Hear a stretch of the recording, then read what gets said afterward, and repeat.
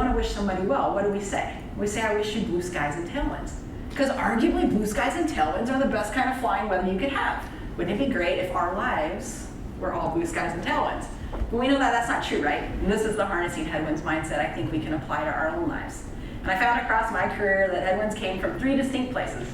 The times that I had to change my own mindset and overcome self-doubt, the times that I had to adapt and change with the environment and the culture and the team around me, and the times that I was forced to change because of the truly unexpected happening in my life, okay? None of that gets to the heart of the answer. When people ask me, Nicole, what does it take to build that level of trust?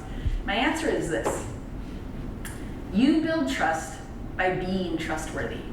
I'm here to argue that elite performers like you, elite performing teams, elite professions like finance, okay, see trust opposite of that. They realize that trust emanates from you outward.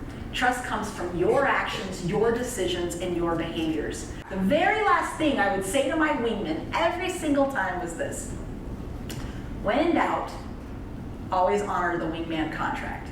Having a wingman contract enables and empowers people at all levels of an organization to make independent, agile decisions at the exact time and place that your students, your customers, your clients need it.